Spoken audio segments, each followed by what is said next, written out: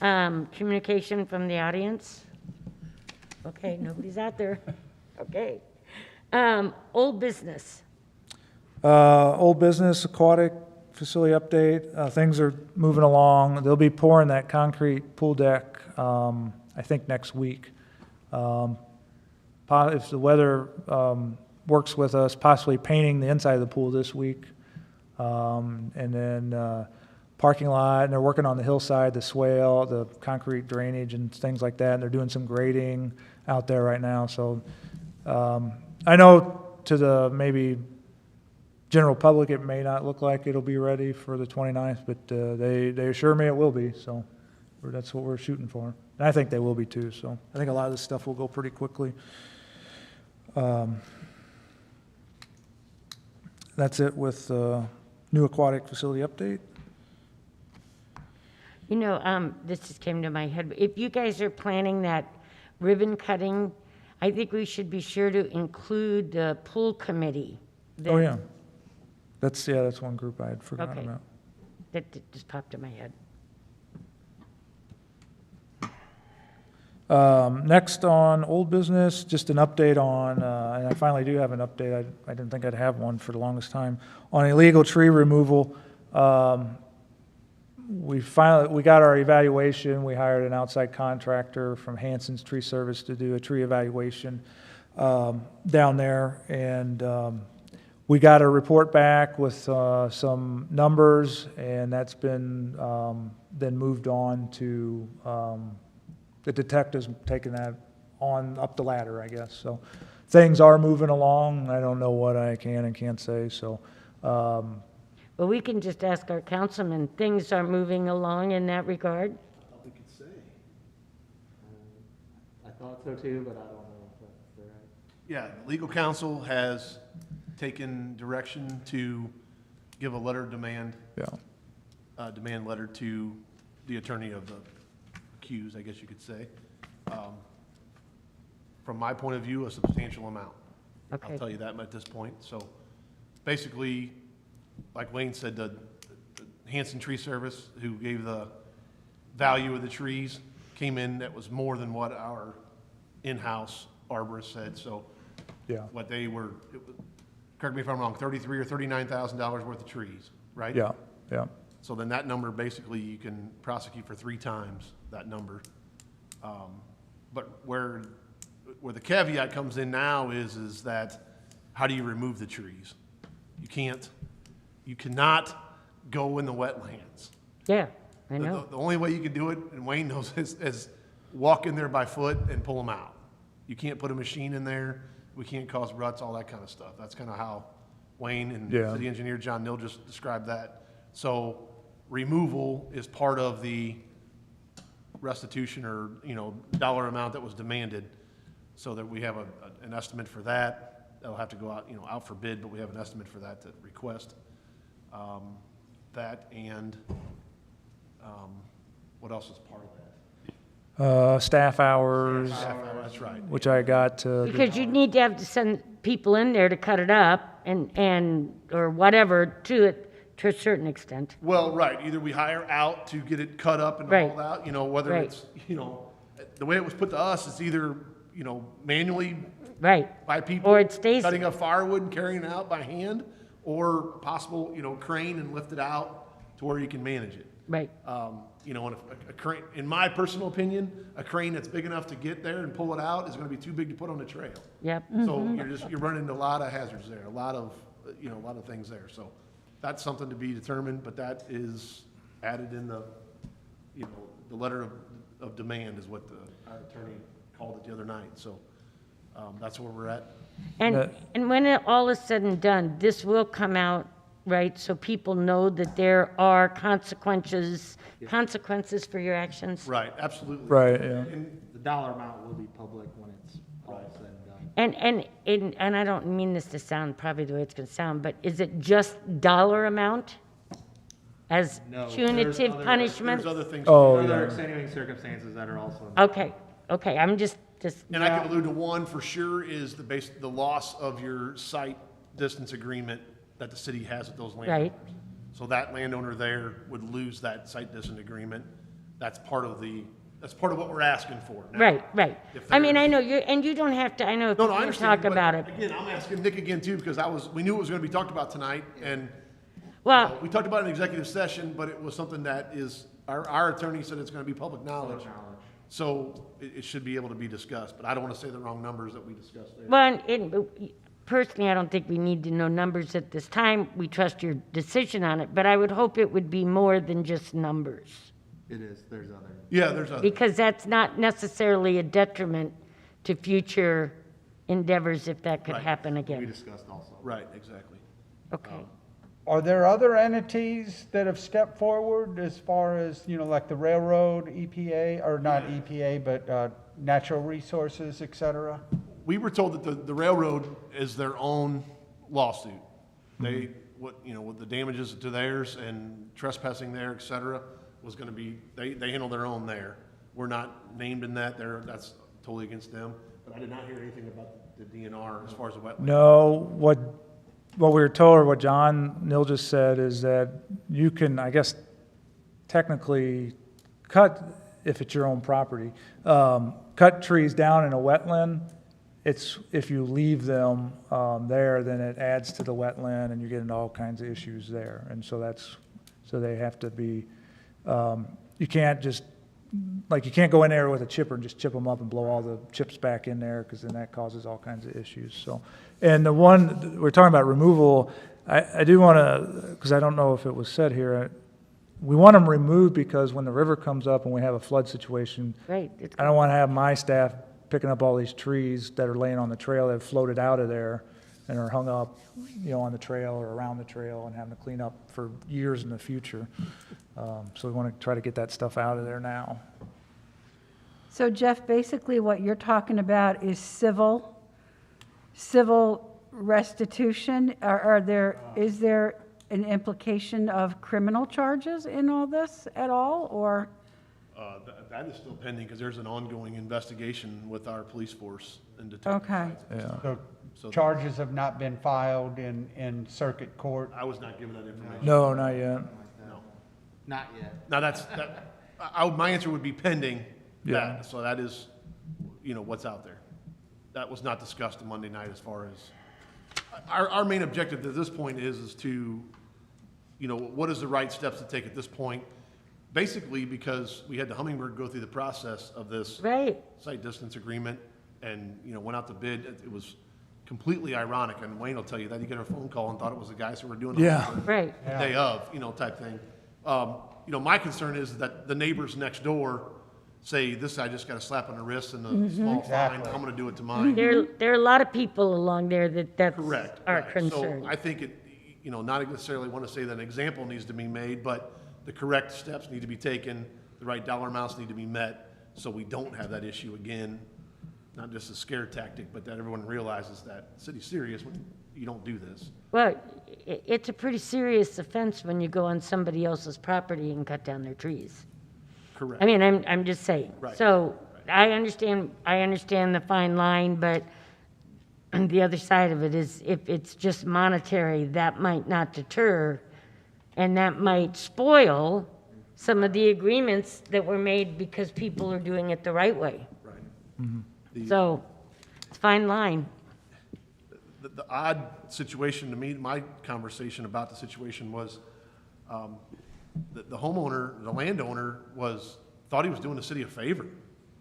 I thought it was the other way around, and he was just gonna do this, pay a fine and be done. Darren Lamb assured me the other night that he was like, he just didn't know he couldn't do it. He thought he was doing it a favor and helping things out. So. And do you really believe that? I don't know. Everyone's gotta have their own opinion as far as that goes, and that's why we gotta leave it up to an attorney. We gotta leave it Well, up to the only reason I find that a little absurd, it'd be like if I went out to part of the parks area and decided to thin a few trees in there because I thought that that might be good for the city. I mean, that's kind of like that mindset. So, I mean, if it's not your property, you don't do We it. don't go out and paint the railings on the auditorium because the park board or the park staff didn't do a good enough job. You just don't do those things. Right, you know what I mean? Don't like the color. I agree. So that's just my reasoning to that kind of a statement, is that, I'm not trying to be mean, but we've had 2 issues with trees in less than a month. We've had the one down at the trail, and then we've had another tree that was damaged. Right. And, you know, I think that we have to strongly say that these are our parks, these are our trees. We have volunteers that work very hard and put lots of time in. And we have people that donate their services. These are not things for the common person to go destroy. And that's a very important point. No, I do agree, and I guess I just letting you know that the council has taken the steps at this point Good. to, you know, not necessarily decide, but, you know, we gotta go somewhere from our attorney to theirs, and then as far as the legal action, it's still pending with the police department and the investigation. Correct me if I'm wrong on anything in that, Wayne. No, I That's think where we're at. it's all accurate, so, Sounds right. yep. Is the hummingbird all done? Is that all? It is all done. I thought I had it on here, but, I think I was supposed to say it in the Parks report. Yes, they finished last week or maybe 2 weeks ago, I can't remember, and I took Okay. the final payment to council Monday night. So, yeah, they're all finished, everything's cleaned up. They did a really good job. Someone told me this week, I can't remember who it was now, someone from the public said they did a really nice job of cleaning up everything down there. You know, they just didn't leave it a disarray or anything like that, so. I had met a few times with them from the Hummingbird Club and then once going down on site while they were doing it. But I haven't made it down there yet, but I know Josh, I have complete faith in Josh. He made sure everything was in order before we took the final payment to council, so. And then, like I said, I had someone from the public, I can't remember who it was now, said that they did a really good job of cleaning everything up down there, so. Good. Any other questions? Okay.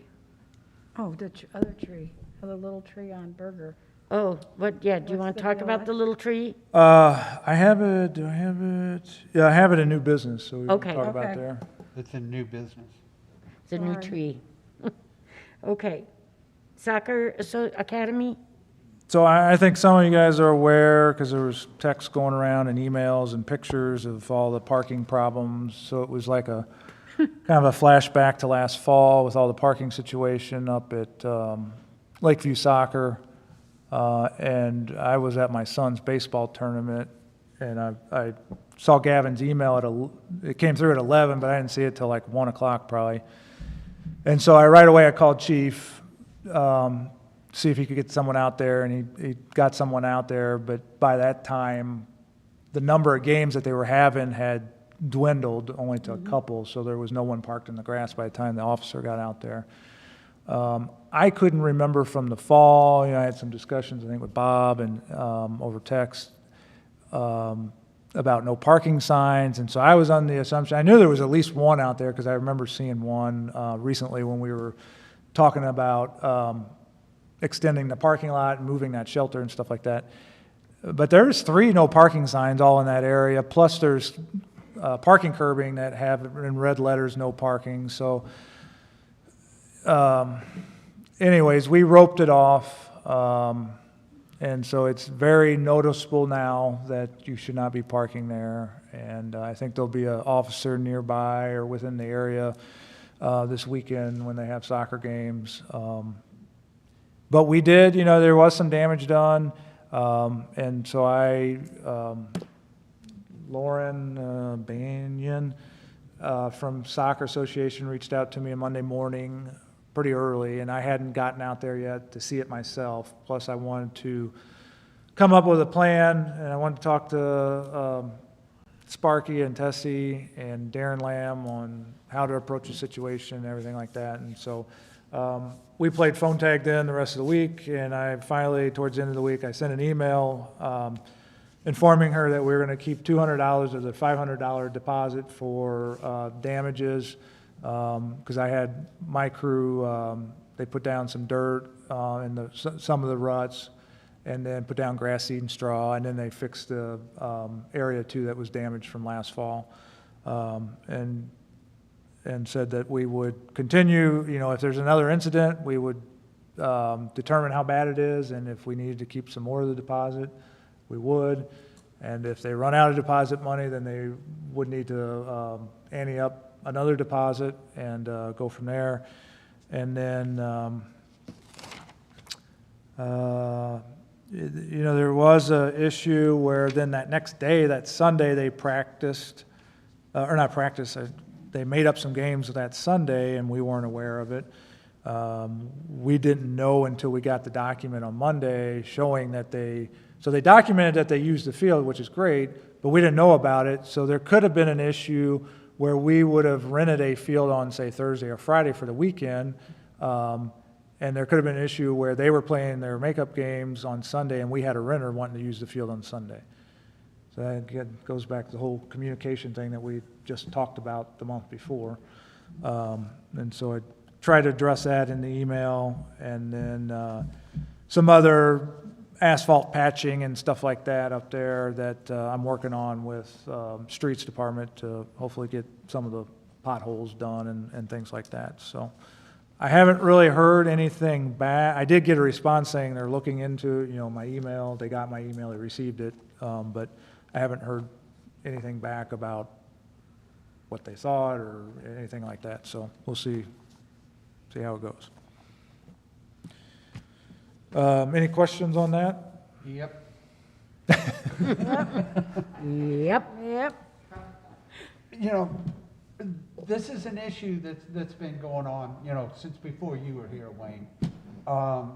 And part of it was rectified in their scheduling. That soccer complex was chock full of people and vehicles early Saturday morning.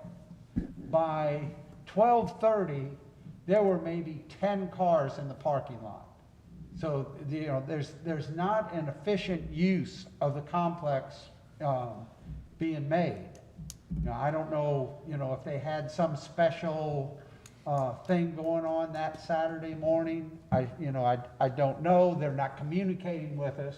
Well, we talked about that in February at our meeting, and then Robin showed me, so for this weekend, not this weekend, the 17th, the weekend of Arbor Day, starting at 10 o'clock, they got 1, 2, 3, 4, 5, 6, 7, 8. There's 3 fields up there, and they have 8 games going on all at the same time. Right. So these people are going to be either ticketed, I'm imagining, or parking way over on the other side of the lake to get to their games. Right. Because all their parking now is roped off, the grass parking that they were using. And what I'm saying is they need to work with us, rather than cram that many games and that many people into a tight time frame.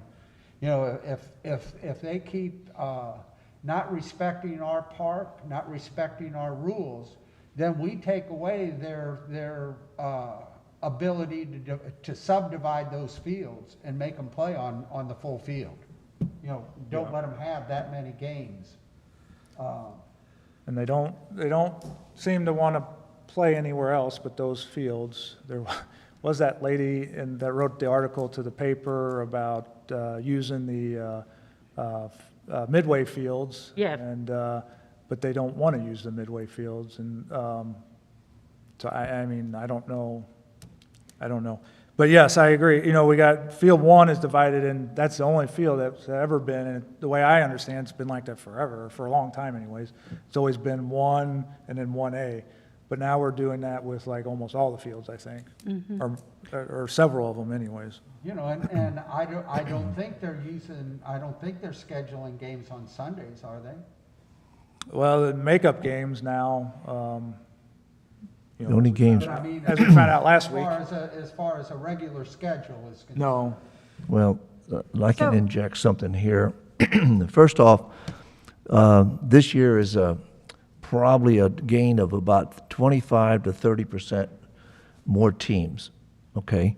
That means more kids, more parents, more guests, okay? Secondly, I've talked with some of the board members, because I am still on the board, about this situation. And I told them, I says, now, a lot of the coaches and parents have appreciated the fact that we try to get the games done on a Saturday morning before noon. That way they still have their activity for that weekend, right? So I said, that's fine, except it's not working out well because there's not enough parking up there for that. So two of the board members have agreed with me to take these teams, change the scheduling, and get a couple of the games that are normal scheduled in the morning in the afternoon. That'll eliminate a lot of the traffic that you got there to begin with. The parents may not like it, because why do you guys change in the midstream? Well, because people just don't obey the law. They park on the grass, that's why. Okay, we have to do what we have to do because this park belongs to the whole city, not just to us, okay? So I've got a couple of the board members that have agreed with that. So we were supposed to have a meeting tonight, but they moved it up to the 14th. So this is going to be addressed there, and hopefully we get to accommodate that. Back to the parking issue there. Saturday, the Saturday that you guys are speaking of, I was up there because my granddaughter had a game, and I saw the lot was full. People parked all the way up down to the lake area. The Abilities Park was full. And I got to thinking, my gosh, that's a lot of traffic up here. And so I noticed, I parked to the side. I noticed a person moving off that hillside right there, and another person in a white SUV with their blinker on, like they were going to pick that spot. So I said, well, look, I'm here right now. I'm going to try to stop it. So I went over to the lady and said, ma'am, I said, look, you're not supposed to park here. You know, well, she looks around. Everybody else is. I said, I know, ma'am, but see, there's no parking here. Your people are parking on the grass or making ruts. You know, the city asked us not to park there. Well, I don't see any sign. And she pulled right up there, just ignored me. And I said, well, what do I do? Get in a fist fight with this woman? So we can't police it, you know, ourselves in a sense other than telling people. We've told coaches, we've sent out emails to the coaches, and the coaches have emailed all the parents. But then again, you got some people who come from out of town that may be grandparents or whatever. They're not looking at this, okay? So, I mean, that is an issue, and we're well aware of it, okay? And I'm so glad that you put that ribbon up there, you know, and blocking, because now it's pretty obvious that you can't park there, okay? So that, I think that's going to help out a lot, all right? So Wayne, on Saturday, April 17th, from 10 a.m. to noon, we have an activity scheduled at the Angel of Hope. And when I was there, the same morning Gavin was, the morning of the Easter egg hunt, we all took a ride over there and everything. Where are you suggesting that the people who want to help with this Arbor Day, you know, because the whole, like Gavin or Bob said, the entire All Abilities parking lot was completely jammed, you know, both those lots. And most people are used to going to the Angel of Hope from below. But I was hoping they would be able to park in the All Abilities lot or the gazebo lot there, you know, right across the street there. Otherwise, we may have to have them park like at the Y and walk over. I can try to send something out that way and have them walk that way, or I just don't know if I put up a sign, you know, I mean, I can attempt it.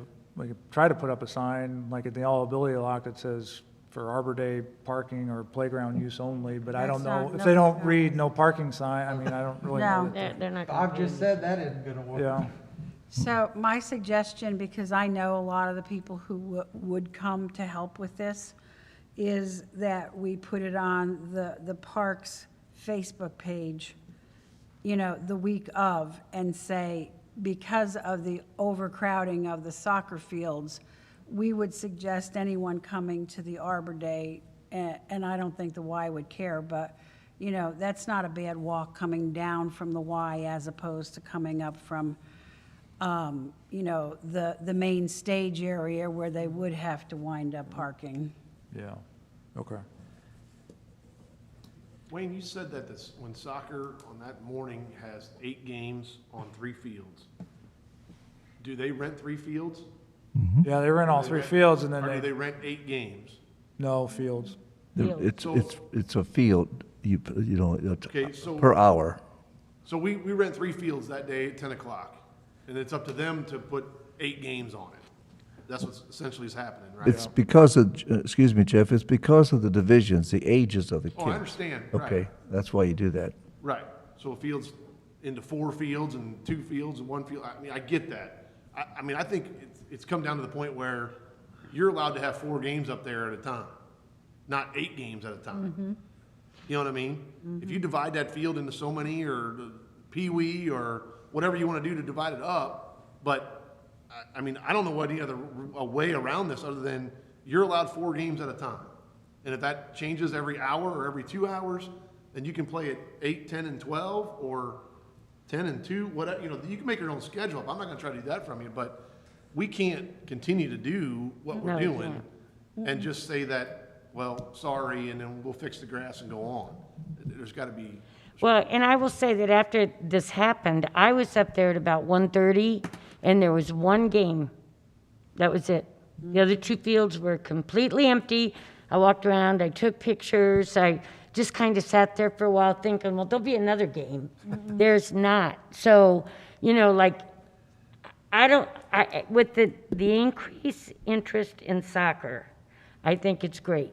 I don't want to say that soccer has outgrown that complex, because I would hope it wouldn't.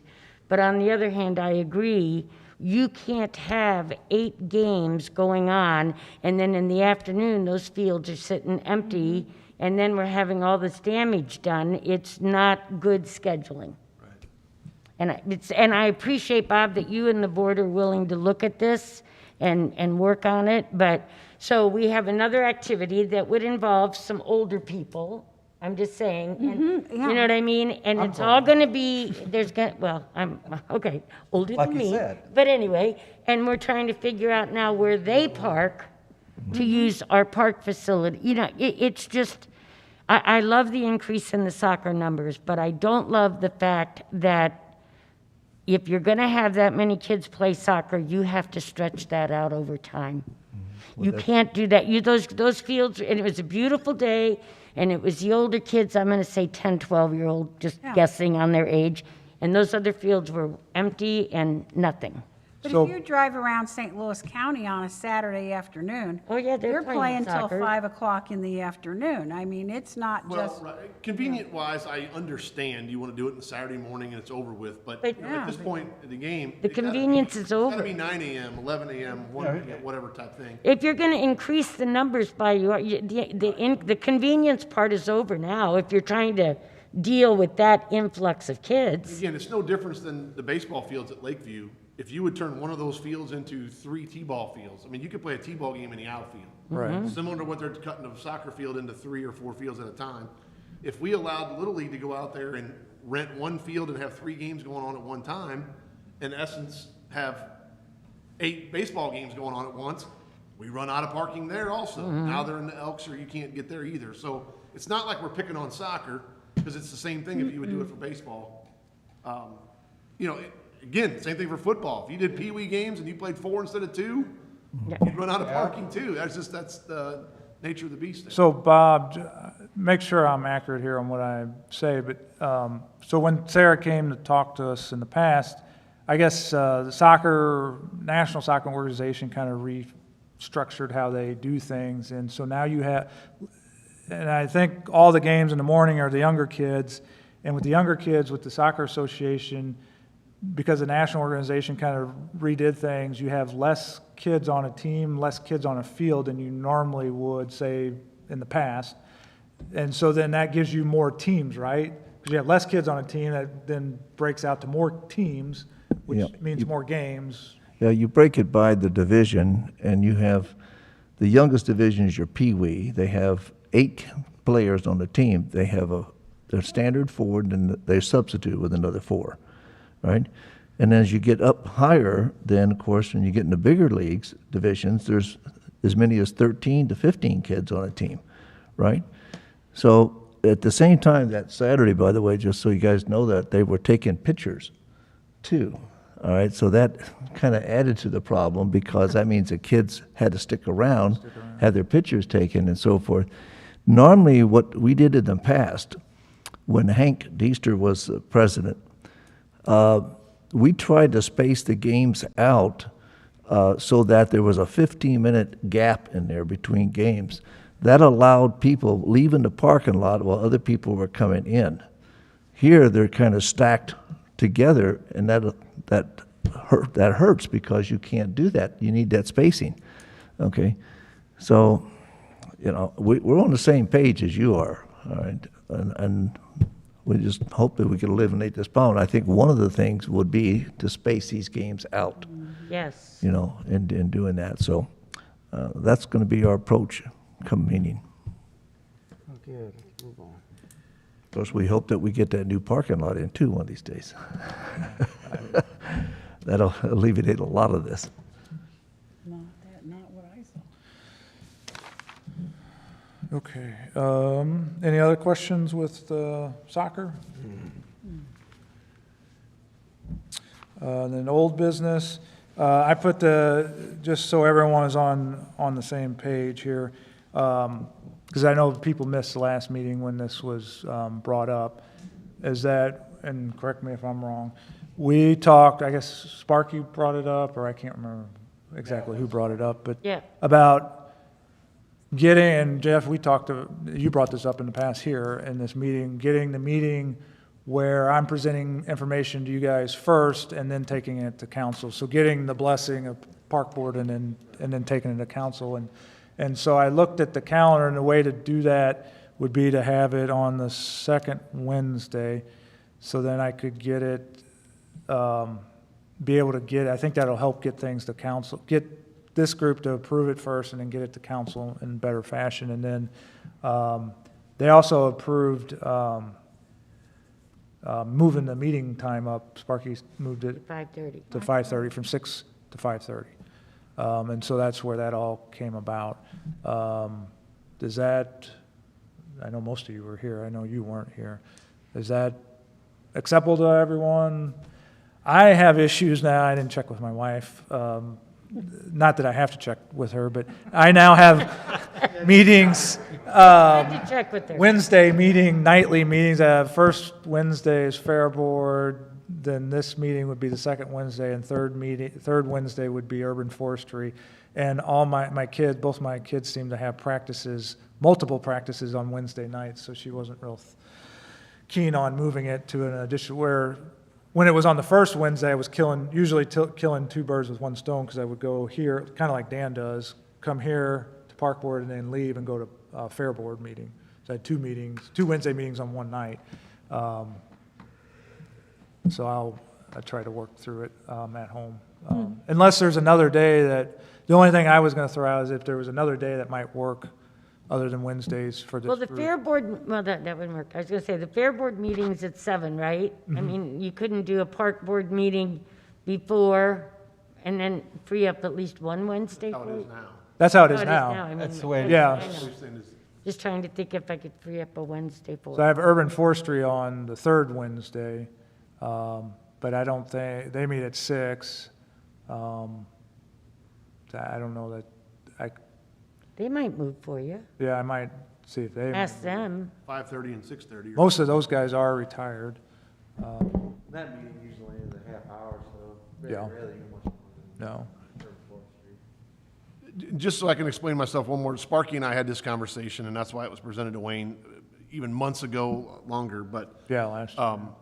there's numerous occasions where an item, whether it be a purchase, even what we're doing for the tree damage and, et cetera, the soccer situation, whatever it may be, the right approach would be Park Board and your approval. Right. When you send it on, and then we approve it at council meeting. Right.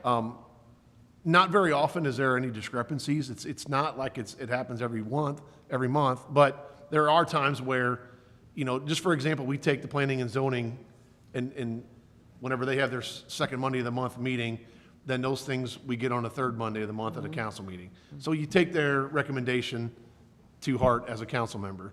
And for as long as I've been doing this, that's what I'm looking for here too. Because the purpose of you guys being here is to give a recommendation, and that goes a long way for when I vote. So that's kind of the essence of the situation. If it's too hard logistically at this time, And we just gotta do a better job on knowing that, you know, hey, in the month of May, this is what's gonna come up to bid for budget. We need to talk about it in this meeting in April.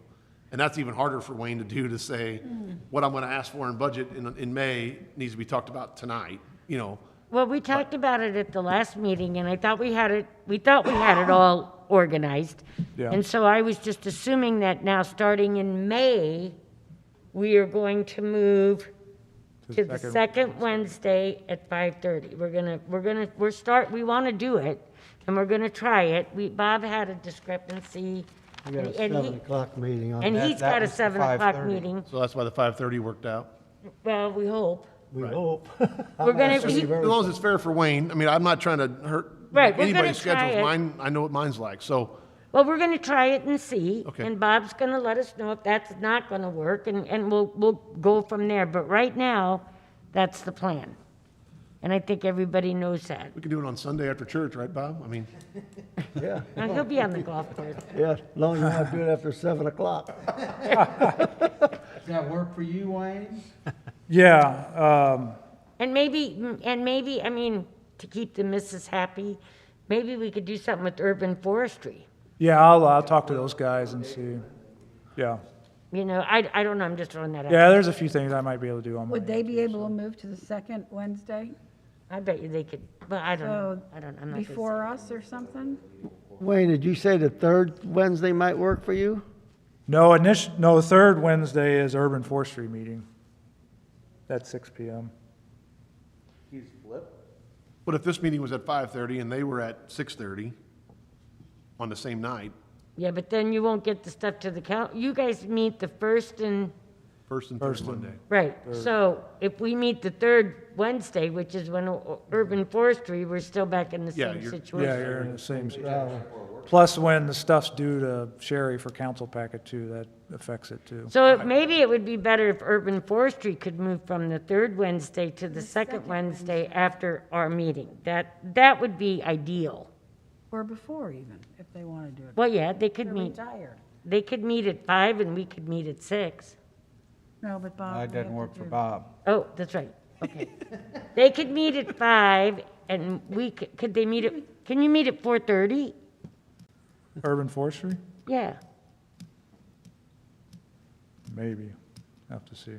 You know, if that, you could meet Obviously, earlier with is them better at for me. 4:30 and then meet with us at 5:30 and then you, I mean, that crossed my mind. I just didn't know if they would, I haven't talked to them about it. I didn't know if they would go for it, but. I don't think that would be an issue. Well, I'm not the Well, I boss. think from this standpoint, we let Yeah, Wayne we'll ask those control one questions and Right. see what works. Yep. I'm not trying to complicate things, I'm just trying to make. No, I think it's good because like at the end of September, we had to have 2 meetings in January because you guys needed to do a recommendation on pool fees before it could go to council. Right. So Yep. we had 2 meetings in January and none in February. Right. Yep. That's essentially where it came to a head, so, yeah. Okay. I put that on there. I just wanted to make sure for the people that weren't here, which I think there's still maybe some that weren't here last time, just the motive and the conversation that we had at the last meeting on moving and why and timing and all that stuff. Okay, and then, New business. yes. New business, so, pool contract, went out to bid. We had 2 interested parties, only 1 submitted a bid. Our old contractor, Midwest Pool Management, submitted a bid, and then the Y was interested, but then came to me and said that they just didn't think they could take it on at this point, and said maybe in the future, so. I did do some work to try to get that contract as low as possible. I asked a lot of questions on things that we included, if they were upcharging for them, if it was a real big hassle for them, that type of thing. Got some clarification on things, some things like that. And so one thing that they mentioned was pool chemicals. This pool will be using less chemicals, which is great, but they weren't sure, there was no past history on chemical use, and so she told me that they would bid it high. If we were going to include the chemicals in the contract, they would include a high number to make sure they were covered. They said, but they were willing to, if they wanted to bid, they said, we would they would purchase the chemicals for us and then only charge us as we use them. So we'd be billed separately, only on what we use. And so that's the route we went. And I had to do a budget amendment because we didn't have a line item for pool chemicals. So at the last council meeting, I did a line item budget amendment and added chemicals to the pool budget. And so we'll be able to do that. So that did save us some money. So the contract did come in higher. When I was doing the budget last year, I just used the budget number, 150,000. That's what we had in the past contract. I knew a lot of things were going to change with this new pool, but I didn't know how much and what direction we were going. So keep in mind, it is $17,000 higher than the old pool contract, but we are staying open a lot longer too, so we have a lot more guarding hours included in this. So we'll be open regular hours the week of the fair, which hasn't been occurring. We'll be open a full week after the fair, which did not occur. And then we'll be open 2 weekends in August after the fair, after that last day that the pool closes, which is August 15th. So the next 2 weekends, Saturdays and Sundays, will be open. And then in September, Labor Day weekend will be open Saturday, Sunday, and Monday. And so the last day that the pool will be open will be, I think it's September 6th, whatever that Monday is in September. And so that does add cost to the contract, obviously. And then also included in that $167,000 is $15,000 is things that we charge for. It's staffing costs, so lifeguard costs to guard, say, pool rentals or swim lessons, all things that we upcharge for, that we're charging the public, a programming fee or some kind of fee for. And so those are, offset with revenue coming in. Any questions about pool contract? Will we have a doggy dip the last day of the? We can have a doggy dip the last day. I'm just It'll be asking because it'll be in I've been September now. asked. It'll be a little bit cooler maybe. I've been asked that question. But yes, that's in the works. Good. And I asked Wayne Monday night too, what it would take to do this in-house. Is it talking another staff person, 2 staff people? And Wayne alluded to the fact of finding lifeguards is a big struggle. It is. And I'm not so much, like I said, I'm not against it, other than the fact that numbers to compare, what it would cost us in-house to do it. So, he'll look into that in the next year, but just something that I brought up Monday night. I think I can get, sorry, I didn't mean to cut you off. At my last place, Clayton, when I was there, so for a number of years while I was there, we had in-house guards, and it was a rec center, so the rec center was open not 365 days a year, but a lot of time. And then we had an outdoor pool separately too. And for a while, we did both pools, year-round, almost year-round indoor pool, and then in the summertime, the outdoor pool. And I had a supervisor, 2, at one time 3 full-time aquatics supervisors. And they were getting to the point at the indoor pool, because we opened at 5:15 in the morning. The one guy lived in Illinois, like Belleville or somewhere like that. And when the guards called in, and this is city staff guards, when the guards called in, or we didn't have anyone, or we were short-staffed, he was coming in, leaving his house at 4 a.m. or whatever it was to get to Clayton by 5:15. And what we found out, it got so bad, he was spending time on the guard stand so much he wasn't getting to do any of his regular work. Now, he did have assistants, and then at some point we went from 3 to 2 staff, and we were still having problems. Long story short, my time there was when we went from city staff being lifeguards to contracting out with MPM. And the director at the time, we did a lot of research, and I think I can get some of this from her, on costs. So not only Parks and Rec costs, but there's hiring costs with HR, there's, when there's disciplinary action, all those things were taken into account of what it costs to have a management company versus city staff do it. And so I think, long story short, I think I can get some of that information and try to apply it here. But give me a little time to work on that. So, It's a winter project. pardon? That's a winter project. Since we were talking about the pool, I did have someone ask me, and I said that we would not know this probably till before the pool opens, but they wanted to know if the pool, we talked about numbers, if there would be a restricted amount of people in the beginning because of COVID. Do we know that yet, if the pool can be wide open? I haven't heard, I mean, we've been talking about it internally, and I talked to Mark Scornia about it too, the emergency management coordinator, and I haven't really gotten any direction. I Okay. keep kind of waiting to hear something from the health department. I haven't heard anything yet. It'll probably take us reaching out to them to do it, which I'm kind of scared to do, but I would think that we'll all, like, when I say we'll all, like, Union will be in the same situation, the Y will be in the same situation, or is in the same situation. Any pool in Franklin County would be in the same situation. So I'm kind of surprised we haven't heard anything yet, because I know they're talking about it. I've been in meetings, Zoom meetings and things like that with pools, Parks and Rec professionals that run pools in St. Louis County, and I know they've been at least talking about it from their end. I'll just tell them we don't know yet. I know Robin's been concerned about it, so Yeah. Okay. I'll talk to Mark and see how he wants to approach that, or how we should approach that. All right. Thank you.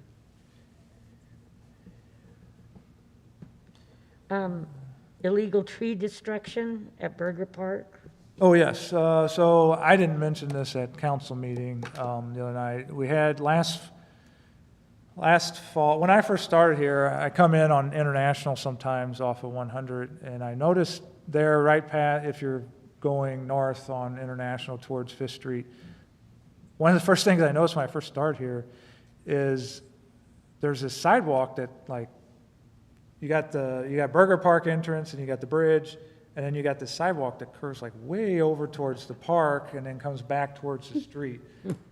And I was like, at first I was like, geez, someone have too many when they were pouring sidewalks or what? I mean, what's going on here? And I asked Josh, I was like, there had to be a tree there or something that they made that sidewalk go around. And he's like, yeah, there was a tree there at one time. I said, well, can we please, I think it looks very odd. I was like, can we please plant another tree there? And there are some power lines around there, but it's not that section of grass where the tree was or is. It's not over power lines or anything like that. And Josh said the tree was just old, I think, or got damaged during a windstorm and was taken out at some point and just never replanted. And I said, well, can we please plant a tree there? Because I think it looks odd. And so last fall we planted a nice short red bud tree that is relatively short in stature at mature height, when it gets to mature height. And the other day I stopped, it was last Monday, I think it was, I stopped at Burger at the disc golf course to check out some work that the staff had been doing. And when I left, I was coming north and I was like, surely that's not what I think happened. I went back, I turned around, went back, and sure enough, someone hacked it off. And someone on Facebook asked, well, you sure it wasn't blown over in the wind? I was like, no, it's a complete clean cut with like a pruning shear, or it doesn't look like a chainsaw, but it looks like someone took a pruner, because it was a tree about that big maybe. Just hacked it off, right? Just hacked it it in right half. And so I took a picture of it and put it on Facebook, and we got all kinds of comments about it. And Craig's Tree Service, who we've used in the past for city projects, offered to donate a new tree there. And I sent it out to Urban Forestry, and they were pretty hacked up about it.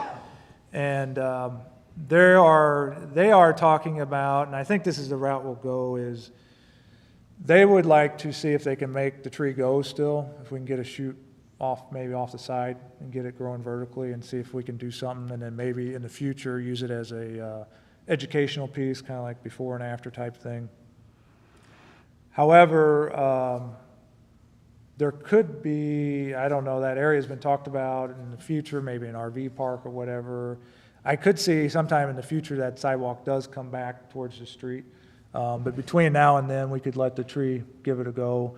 And my plan was, since Craig's Tree Service graciously posted on Facebook that they would donate another tree, to see if Urban Forestry wanted to let that one grow and see if we could get something going there.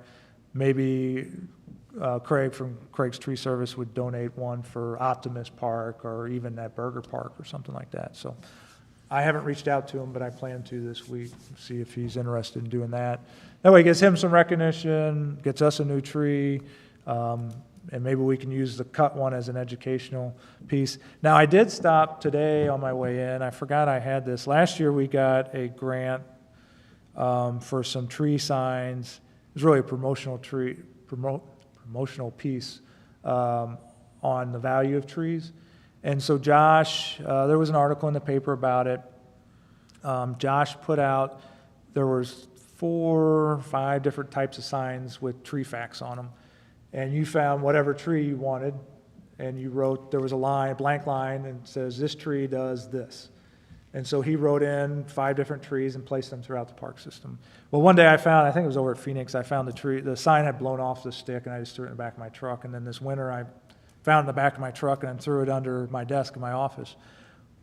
Well, it happened to be one that he wrote Redbud on, so it was perfect. And the sign says, I took a picture of it this morning, it says, this, and you write in the tree name, so this redbud tree relieves your stress and lowers your blood pressure. And it says hashtag treeswork, treeswork.org was the organization that gave us the signs.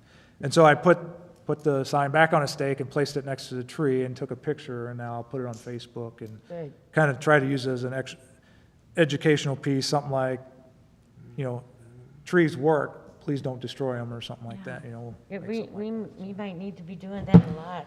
And then the paper, Ethan was gracious enough to run an article in Wednesday's paper on the tree destruction and our Arbor Day celebration, so kind of combining Nice. them, so. Thank you. That's where we are with illegal destruction at Burger Park. Lions Lake Pavilion, Arbor Day? oh, missed that. So Arbor Day, yes, I think you all have a flyer, Jeff, if you didn't get one, they're there on the podium. As we talked about, it'll be at Angel of Hope. We are getting a free tree from, Hillerman's. it's it's through the state of Missouri. The tree's really coming out of St. Louis, but the state wanted to do this thing, and really haven't heard much about it, probably because of COVID. But last year, I mean, almost a year in advance, I had to sign up to get this one free tree for the state's 200-year celebration. Is it bicentennial? The state. And I think they had big plans to make, a big to-do about it, but you really haven't heard much about it. But I did sign up for the tree and got it through Missouri Parks and Rec Association. So we will be planting it. It's a 3-gallon tree. And then Hillerman's graciously donated another tree too to have planted up there during Arbor Day. So we planted at least 2 trees, doing invasive honeysuckle removal around the Angel Garden. Josh will be doing some pruning tips and mulching tips and things like that, and just general cleanup, maybe some picking up leaves and stuff like that out of the Angel Garden. So I, unfortunately, when we were picking out dates, looked at my work calendar. Obviously, I don't have a whole lot on Saturdays going on my work calendar, but I did not see the baseball tournament on my personal calendar, so I will be at a baseball game with my son tournament, but I'll have Chad, Robin, and Josh will all be there, and the mayor's doing their Arbor Day proclamation at probably around 10 a.m. that day too. So if you guys are there, you'll be in good hands with staff. How big of a honeysuckle hack are they going to attempt? Well, it depends probably on how many people show up, but we'll get some of it out of there. I don't know that we'll get all of it out of there, because there's, on that one strip on the left-hand side, as you go in, I know it's full of honeysuckle in there. But it's been cleared out a lot since, she's been there 8 years now. And so the honeysuckle really has been cleared out quite a bit from the beginning. Yeah. And I did get this last snowfall in February, I got some very cool pictures that I think Robin will be able to use when she does the Angel of Hope celebration, which is always in December, beginning of December, which is cold, sometimes snowy month. I got some good pictures of the angel with snow on it and around it. And Oh, no kidding, good. there was a little snowman that someone set there, like a stuffed snowman, sitting at the base. And so it'll be a good picture for that time of year when she's trying to promote that, so. Okay, any questions? Lions Lake Pavilion. So we have RFPs out, and I think they're due Friday here. So we have it out for electrical work, like rock column base work that we wanted done. And so 3 different bids, and then the actual pavilions themselves. So just wanted to make you aware, it's been a long time coming.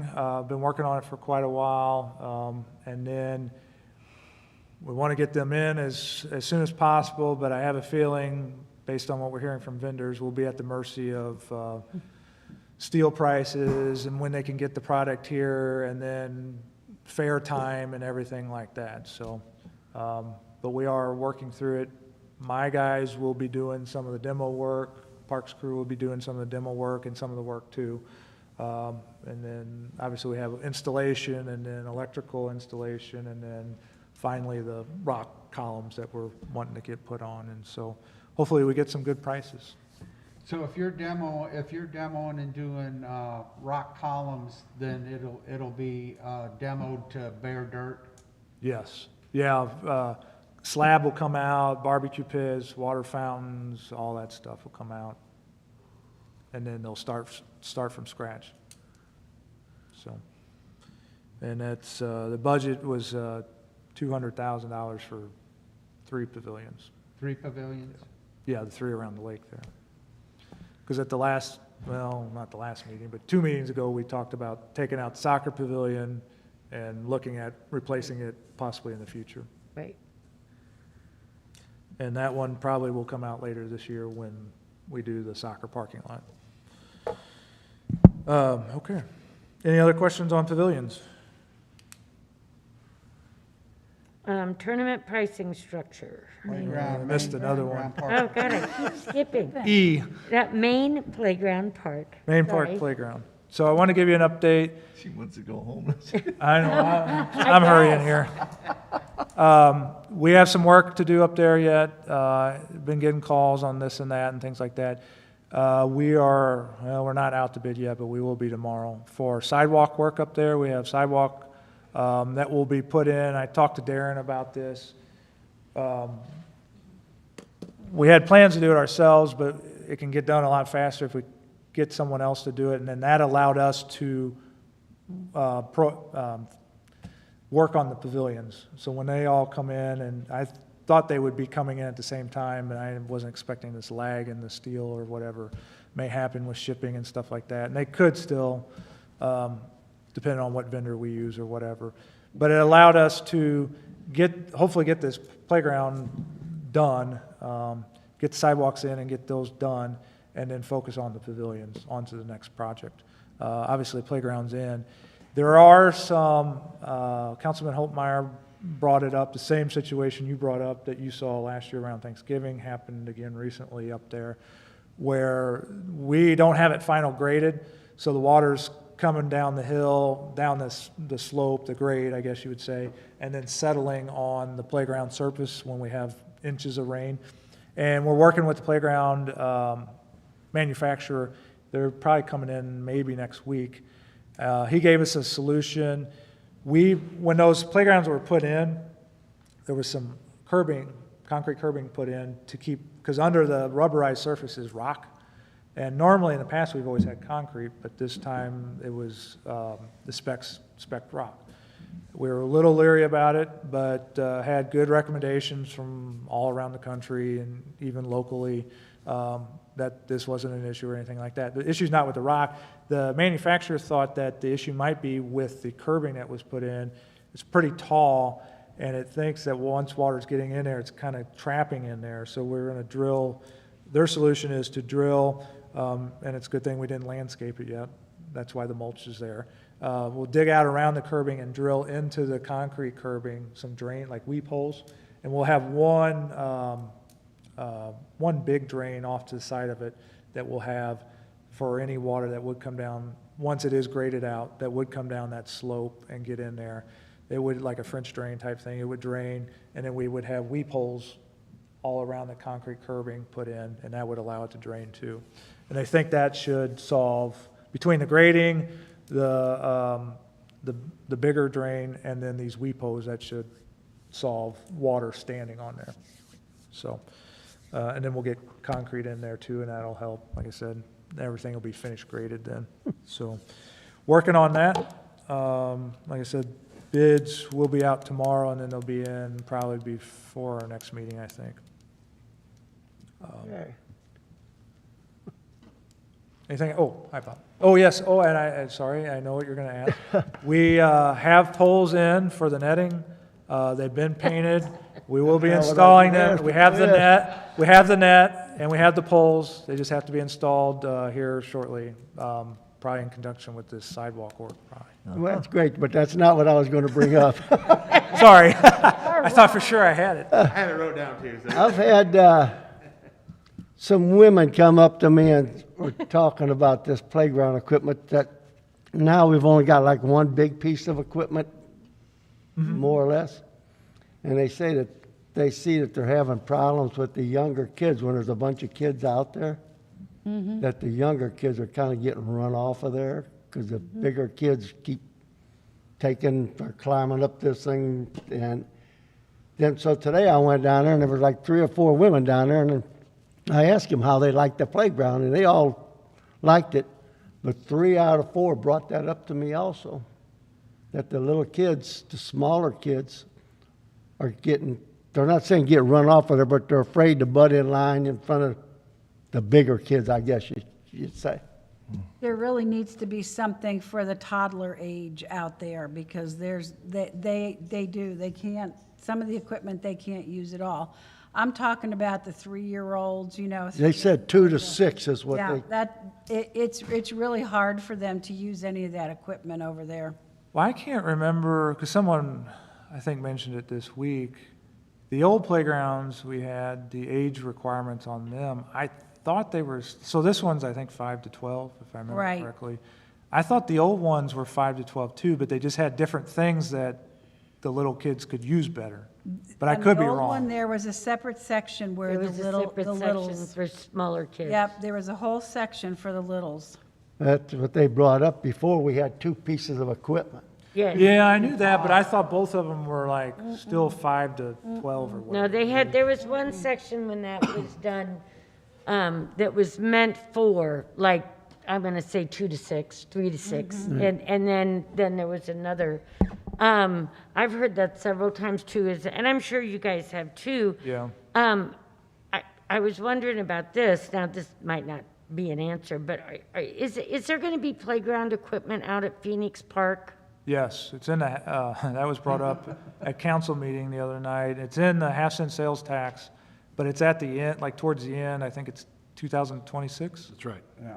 2024? 6. Oh.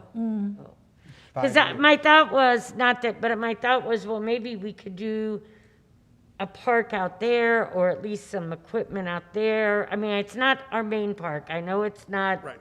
But we could at least accommodate that age group somewhere, and if Phoenix was gonna be, when we get to that design point, maybe we could put it in there.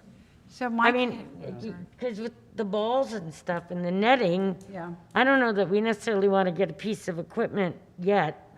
You might want to see how the netting and all of that works, but if they know that there would be something coming, that would be a possibility anyway. Well, I think they were used to going there and having 2 separate playgrounds, Right, one for right. little kids, one for middle-aged kids, whatever you want to say, and it worked. What I think people neglected to realize is that that playground equipment was deteriorating, and we Right. had to get rid of it. People are saying, why did the city get rid of that and go back to this? We were, in essence, our insurance forced us to put a new Yeah. one in there, is basically the bottom, so it's not like we just chose to get rid of those and put a new one in. We were, some people say it's too close to High Street. Well, they should have put and again, you can read all about that on Facebook and read everyone's opinions. I get that. But, I guess my first take was, can we find something like made for small kids? Right. A smaller thing, put back next to this one, kind of where the other ones were at, or, something like that, look into it. That's another step further down the road. But to answer your question about Phoenix Park, Hydrich brought it up the other night. He brings it up about every other month that, when's the playground coming? Darren assured them it was 2026. It's just, it's the end of the capital improvement sales tax Okay. line. So it is. Well, I'm just, yeah, and we can. The other option is All Abilities Park, and I don't Yes. know if that's, Right down that's the something street. that, Well, They they, say that's usually full. yeah, is that usually the answer? yeah, they say that's what I've heard too. And then some of that too is, all abilities is meant not just for, it's meant for everybody. Right. So there are lots of times that not everybody is available or can use it. I don't know the best way to say that. Anyway, it's always full. That park is packed. And because it does accommodate Yeah, it littler. accommodates It does everybody. accommodate the littler kids. So it's just a thought, and I mean, I'm just saying when we get to 2026, but it would be nice to have an area, and maybe we can get another piece of equipment, but I don't want us to get any equipment until we make sure the netting and the balls and I mean, that, we got to see if that works first. yeah, my short-term idea, I guess, would be more back to where the old ones came out at. If there would be a small, something you could put in for the little kids, hopefully, it'd be further away from the balls. Well, there's to that. plenty of equipment that has a slide and a climbing, and it's a small piece of equipment because they're little people. Right. But, when I've got the kids at that park and they say, let's go to Union, I'm kind of like, no, I mean, this is our town. We have to find a place here for you. And they go to the All Abilities all the time. Yeah, that But- park is used And a lot. I've heard the same thing too. There's no problem. There's no problem finding age-appropriate playground equipment. The No, problem is no. paying for it. No. Right. And Oh, where are you I gonna put it? understand that. Yeah. Yeah. The thing is too, I think at Phoenix Park, now that Stonecrest and everything attached, you got hundreds of houses that have easily accessible, walkable access to that park. And I walk the trail there 3-4 times a week with my dog, but I walk with my dog, there's nothing to do if I took a kid down there to Right. do anything at the Right. park. Right. I think it would be heavily utilized if there, Oh, I think it would be too. not only for Stonecrest, but the other side, because you get access from the trail Right. coming across the creek, from behind the cinema back in there. I mean, there's a lot of houses back in there. There That's are. been, it's established as a need, it just got put to the end of the Yeah. capital improvement sales Right. tax money. Well, and Paying for the pool first, and then, Yeah. Yeah. What's the age on the equipment at Krog Park? Let's see. oh, I would say general, like 5 to 12. Yeah, I think so. There's no. I was it's- thinking the same thing. That's, Yeah, I don't Yeah. know how many, It's standard equipment. we haven't been there in a while, so. Well, what about the little park down on And that one's on the Drive? list to That be looks like a replaced too, Charlie so- Brown. Wayne, will you just look into what a small addition for a toddler park would cost? yeah. Correct me if I'm wrong. Yeah. Commission, just, I mean, Doesn't every hurt. time you look at a playground, it's $250,000 and you're sticker struck. Well, But you have to. if we can but find also- something also small that would look fit at- toddlers, maybe it would be appropriate that we can look into. I think But when also you're, look at, if you've got to have the foam foundation or whatever, the rubber. Gotta have. That you gotta got to, have ground cover. right, you got to include that in the cost. Well- Because the equipment might be, while you're doing that, you have to figure your labor cost and all that too, and prepping the ground. yeah, just that. So the total that wouldn't picture. be bad. Right. That Just base give us is an really idea, so we have great a out conversation about this later, Then because you know. Bob's correct. I mean, we're all in agreement. We hear about it from everyone. They've taken it away. A lot of people have said that. So we'll look into it. Then we know what the price is, and then we can go from there on a funding mechanism and whether it gets halted or goes forward. Yeah, I can look into that, no problem. Okay, I don't want to skip. Tournament pricing structure. Okay, in your packet, you have an Excel sheet with all kinds of pretty colors on it.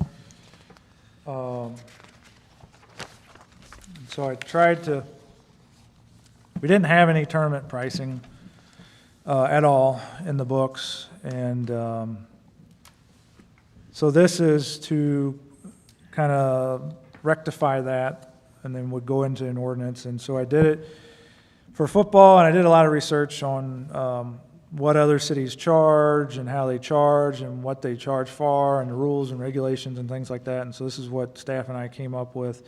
The yellow highlighted ones would go into an ordinance, and then the rest of them, and then you got the soccer and then football.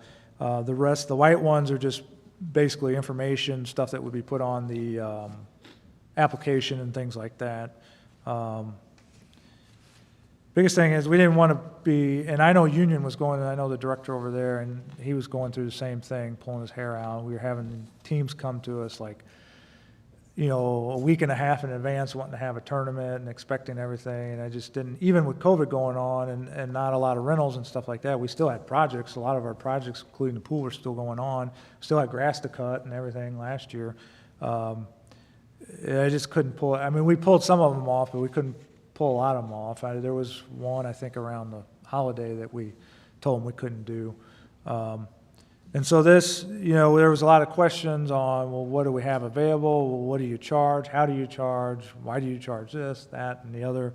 And so I tried to get into one place for everyone to kind of review and come up with. I know one thing that council, if you notice, I have tournament sponsorship banners, and so this would be only for a tournament, which are usually on the weekends. And so I had it in my head for whatever reason. The regular season sponsorship banners, which, you know, for baseball could be up 3 or 4 months, the same price as a tournament fee banner price, so $50. You know, a tournament could be Friday, Saturday, Sunday. But someone brought that up at council meeting, one of the council members brought it up at council meeting, that probably shouldn't charge the same price. And after thinking about it, probably does make sense to have a reduced fee. So I did lower that from I did have it on here at one time, $50. We lowered it to 25. So there is a price difference there, because the banner's not going to be up for as long, but it is, you know, it's a tournament. Quite a few people do see it.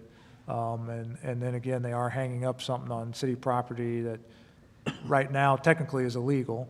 And so this would allow them to legally do that. I guess, does anyone, looking over it, does anyone have any questions? I know Gavin had emailed me after I sent this out as an attachment to your meeting invite about why the football fee was more per day than the other fees, and that's because it takes a lot longer time to line a football field with all the hash marks and everything like that. We don't actually put hash marks per se on yard marks, huh? But hash marks too? I thought they did hash marks. Wow, I could be wrong. I bet not. Maybe not. But it does take longer to set Yeah, up. I and everything understand. like You that. got a lot more stripes. For measuring. I think they do. I thought they did too. I think there's thought I hash remember marks seeing there it. for each side. You can be on one side or the other, and they have to do it for Yeah. marking off your penalties. I mean, Yeah, you almost have to have the hash marks for the Okay. yardsticks, yeah. So has council seen this? No, because they brought it here first and then take it to council, you know, file chain of command. 2 of us have, the same time you did. Yeah. Okay. 1.5, actually. Well, I was just wondering if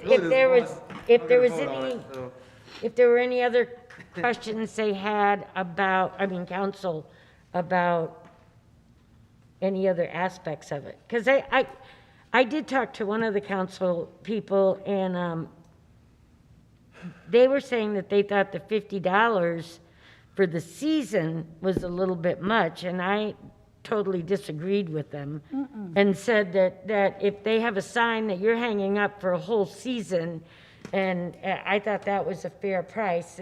But I did, same as you said, that we were lowering for the tournament because that's only 2 or 3 days.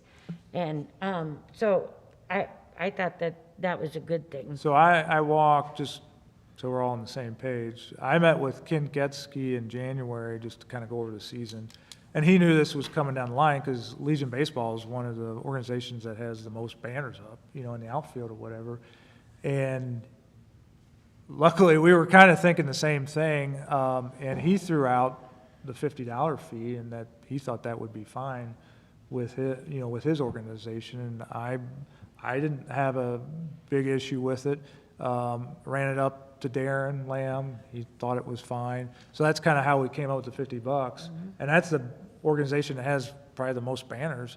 I think soccer's wanting to do something, and I don't know about football, but I know football does it on the weekends, but I don't know about football. But So I Kent had, because council approved the banner fees not this past one, the time before, I think. And we sent the application, Casey made up an application then, just like we do with any other thing, and sent it to him, and, I haven't heard that he was mad or anything like that. I think he'll get it to us when the time is right, so. No, I think that this is fair. Yeah, you're looking at $50 for a 10-week season. That's Yeah. pretty good. I mean, that's a- for that's a- advertising, that's a steal. That's a great deal. Buy an ad $1 a day. for that. Yeah, I mean, that's absolutely. Yeah. Well, we're talking the city's cut. That's the city's cut, so they Oh, can yeah. charge whatever they still. want for the banner. Okay, I just Right. want to make sure we understand. They can No. charge what they want, and And they will, but I mean, we get the $50 or the $25 or And whatever. I spoke with Mr. Getzey also about that, and I think even from the start, it was, the money that they're gonna give to the city for those banners, the city's using that money to update the fields. Or You know what I mean? keep It's them just kind of where it maintained. goes to, you know what I mean? And that's, maybe not every single penny is not gonna be kept in a different account, but the money we're getting from fields, we're using to update that among everything else too. And I think that's the sale to, whether it be football and soccer, baseball, anything, is that, we're not looking to try to cut you, we're just looking to try to, reimburse some of our costs that goes back into the fields every single week. Right, so like if someone has, say they have 10 banners up at $50, what is that? 500? $500. That, I mean, in the grand, $500 is $500. It's probably one whole banner sponsorship for Kent, but in the grand scheme of things of maintaining fields and stuff, it's not that much. No, money. it's not. But Nothing.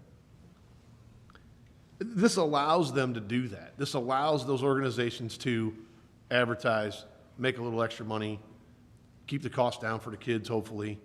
And it also, it makes it legal for the city to allow them to do that and then get a cut in it. Otherwise, I think it's fair across the board. I do. I mean, And I think there was some discussion about football at the council meeting the other night, and I was thinking about this, and I don't know, maybe Robin mentioned something too, because I went back and asked Robin, I had heard before council meeting that football wasn't interested in doing it. And I was like, okay, whatever. And then Councilman Hydrich brought that up, and so I asked Robin, I was like, didn't you say football wasn't interested in doing it? And she's like, yeah, this is what they told me. But she said somewhere along the line, I don't know who mentioned it, if it was during the council meeting, that they don't have a fence to hang them up on. Well, they do. I mean, there's a fence that runs around the whole football field that you can see from the parking lot. But I'm willing to, if that's really the hang up with them, because we know they do it, they take them, the conversation was they only put them up for one day, but that's their, well, one, they shouldn't be doing it at all, but I think that was their choice. That's their choice to do it. Like, they take them up and put them down for whatever reason. I don't know. We didn't dictate that. But what I was trying to convey to Councilman Hydrich is that now they can leave them up the whole season. They don't have to take them up and put them down every weekend. And if they don't, if it's, I'm willing to work with them if they want to do it. If they wanted to strategically place one on the backside of that building or whatever, I mean, as long as they work with me and, it's not impeding anyone or sightline or anything like that, I'll work with them a little bit. I mean, I think with football, they don't have any, and the one banner that they do have is the Washington Little League football, and they may have sponsors on or something like that. They take it down, put it up every Saturday morning, take it down Saturday afternoon, put it away so it doesn't get torn up, doesn't get stolen, whatever. So that's why it's only up for a number of hours. That's their choice. And to go along with what you're saying, I've even thought about that too, whether it be on the building or even, I don't want to put fence posts out in the yard, but you know what I mean, where there would be, here's your banners for those, if they want to sell 5 or whatever that may be. I'd rather not get into that. But you don't want to do that. Again, there's possibilities to do that. If they want to do Yeah, I it, think there's places to do possibilities. it. So, yeah, it's not. All right, so you would need a motion so we can send this on to council for approval? Real quick, Wayne, when you say gate admissions prohibited, we do not allow them organizations to charge to get in. that would be the same thing as then you're collecting money on city property, like the same thing, it's the same concept as the banners. And I don't know that, I just know that some of those baseball tournaments, some do that, some don't. They, have an entry fee. I was gonna Right. say, is it an entry fee versus? Some do, some don't. Some You do, go yeah. to, You go to St. Louis. Triangle in St. Louis, you pay $5 a park, or, and there again, some people, they sit right at the street and charge you $5 to park. It's because they may be for the same reason, so, Legion in the past for postseason, you know, state tournament, district tournament, has charged an admission price to get in. I know that for a fact. That helps pay for the future, extra umpires and all the balls, because you got to furnish these baseballs for all the, so they do charge to get in. Well, the veterans and the over 65 don't pay to get in these tournaments. That is the Legion tournaments I'm talking about. Right. That's the district or the zone tournament that we host is that way because some of that money goes back to the Legion. Right, goes back to the department, so that's, Something that we'd have to okay. I mean, I understand Wayne's point, but that's something we would have to okay. right. You know, they've been doing it for years and years and years. Right. If we could grandfather them in somehow. Yeah, I can, That's a good idea. Just a point we need to make sure. Case, them are but the only gate ones we charge admission for. per, approved per tournament or per board or however you could do that. okay. Yeah, I'll work on some wording for that. I'll talk to The more I think about it, city administrator. if I would go to St. Louis to a baseball tournament, that usually there's not. I know there's just a couple parks that do charge. I think someone, one of the tournaments last year asked us if they could. They could. We told them no, just, you know, I told them no. Right. Most times they add it to the entry fee. I mean, they You get get your team entry fee and you're there. $400 or $500 for a baseball team nowadays, Yeah, so. I know. it's- Yeah, the only time the Legion does is through the Department of, Well, like I said, you the know, through district or the state. zone tournament that we Yeah, have. for yeah. state, and that's, Oh, But now I wonder, I can't remember, like if Washington High, if they made, would there be any playoff games here that they would have to charge? Yeah, Misha would require them to get a, Mission would do it for district games Yeah. if they play them here, because the money goes and it all goes to The Mission. Misha, yeah, I knew that. Does Washington High charge admission for a regular game? No. No, They don't? I don't believe. I haven't paid. I mean, we have freshmen in JV at Ditso, we don't charge anything from there. I'm trying to remember even football, if football charges. I don't know if they charge local teams, but I think I remember going to Owensville and Union, and if you're from out of town, you paid to watch the game. You pay to get in? Yeah. Yeah. But we don't in Washington, I don't think we do. Football? I don't think. No, I don't think so. Nephews in a few games last year. I haven't heard that, no. For Little League football? Right. No, I don't know. But I think Kevin's correct, though. If you go to Owensville, you walk between the buildings and you pay some places. Okay, so I'll work with Darren Lamb and we'll get some kind of verbiage wording to see how we can exclude organizations There or have to be some there. anything, any Anything other? else to do with the fees or anything that, before we bring it to, we need a motion and a second? I would like to ask a question. I talked to Bob Klippa about this prior to a meeting. I've had a couple people approach me about the trails down here, about the bicyclists, and he told me that this was brought up a couple times before, where in most cases, when some walkers walking by and a kid comes up on a bicycle, you know, that it would be a common courtesy to ring a bell, give some kind of alert to the walkers. But some of these kids just kind of whiz by, you know, and all this. And this gentleman, a veteran, approached me on this, and he said he's walking there with his grandkids, you know, and he says, can the city do anything about that, or the Parks Board? And I said, I don't know. I said, I'll bring it up. I was thinking about this after talking to Bob. At the beginning of the trails, could there be some kind of a small sign saying bicyclist, be courteous of the We have walkers? signs down there that say Alerting the walkers that you're trail coming up etiquette. behind?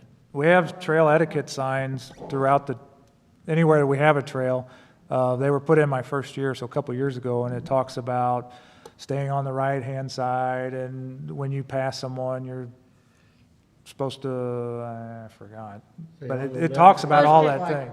It's like a three-pronged deal. Yeah. A walker has the most right, The a cyclist. Pass on your yes, a left. Cyclist, you know, has got to yield to everybody, and there's a third a third one in. And they're still I up. can't remember. Oh, yeah. Yeah, Oh, so yeah. they're already there. Yeah. Is that up now? Yeah, Oh, yeah. I mean, most, On most- all the trails. yeah, most respectful bikers will, hey, on the left, you know, Yeah, they'll, yeah. they'll call you from behind and That's say, right. you got time to move over a little bit, On just to your give everybody left. plenty of room. And Common courtesy. the ones that don't do it now aren't gonna read your signs anyway, so.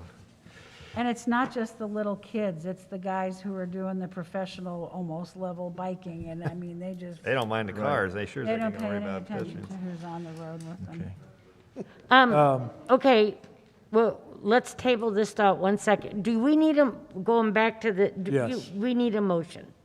Okay. I'll make a motion. We I'll have a second. motion To by- approve. We have a motion by Gavin to accept this fee structure. Do I have a second? I do. A second by Bob. All in favor? Aye. Any opposed? Okay, and now, so back to the bike and the trails.